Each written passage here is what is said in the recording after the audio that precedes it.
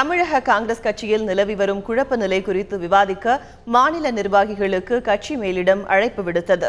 இதையடுத்து இன்று தமிழக காங்கிரஸ் கட்சியின் முக்கிய தலைவர்கள் அனைவரும் டெல்லி புறப்பட்டுச் சென்றுள்ளனர். இதுகுறித்த கூடுதல் தகவல்களை எமது செய்தியாளர் ராம்குமாரிடம் கேட்போம். ராம்குமார், முன்னாள் மத்திய அமைச்சர் ஜி.கே. வாசன் பிரிந்து போனதால காங்கிரசுக்கு என்ன மாதிரியான பாதிப்பு ஏற்பட்டிருக்கு? அதை சரி செய்ய அவங்க என்ன மாதிரியான நடவடிக்கைகளை மேற்கொண்டு வராங்க?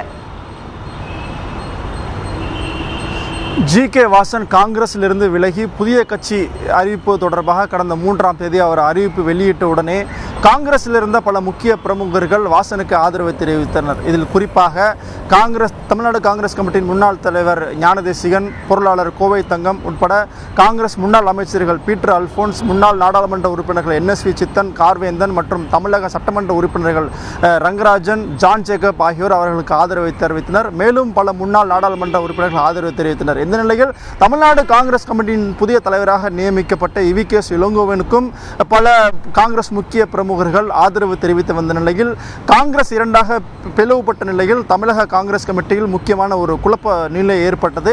தமிழக காங்கிரஸை பொறுத்தவரையில் மொத்தம் அமைப்பு ரீதியாக 59 மாவட்டங்களாக பிரிக்கப்பட்டுள்ள நிலையில் சுமார் 20 மாவட்டங்களில் உள்ள காங்கிரஸ் தலைவர்கள் வாசனுக்கு ஆதரவாக இருப்பதாக தமிழ்நாடு காங்கிரஸ் வட்டாரத்தில் தகவல் சொல்லப்பட்டது. இதன் அடிப்படையில் தற்போது தமிழக காங்கிரஸ் கமிட்டியில் ஒரு குழப்ப நிலை நீடித்திருக்கிறது. அது மட்டுமல்லாமல் தனது புதிதாக அறிவிக்கப்பட்டுள்ள தனது கட்சியின் பெயர் மற்றும் சின்னத்தை விரைவில் திருச்சியில் நடைபெற உள்ள மாநாட்டில் அறிவிப்பதாக வாசன் ஏற்கனவே அறிவித்திருக்கிறார். அதற்கான மும்மர வேலைகளில் தற்போது வாசன் தரப்பு ஆதரவாளர்கள் இறங்கியிருக்கிறார்கள். அது மட்டுமல்லாமல் அந்த மாநாட்டில் சுமார் 5 லட்சம் தொண்டர்களை திரட்டவும் அவர்கள் மும்மர ஆயத்த பணிகளில் ஈடுபட்டிருக்கிறார்கள். இதன் அடிப்படையில் தென் மாவட்டங்களில் உள்ள காங்கிரசார்களை வாசனின் புதிய கட்சியை இணைப்பதற்கான நடவடிக்கையிலும் வாசன் தரப்பில் இறங்கியிருப்பதாகவும் ஒவ்வொரு மாவட்டத்திற்கும் ஒரு பார்வையாளரை நியமித்து அதில் காங்கிரஸில் அதிருப்தியாக உள்ள முக்கிய பிரமுகர்களையும் மேலும் வாசன் தரப்புக்கு ஆதரவு தெரிவிப்பதற்காகவும் அவர்கள் தீவிரமாக இறங்கியுள்ளது தற்போது அகில இந்திய காங்கிரஸையே தற்போது இது யோசிக்க வைத்திருக்கிறது. இதன் அடிப்படையிலேயே தமிழக காங்கிரஸ் மேலிட பொறுப்பாளர் முகில் வாசனிக்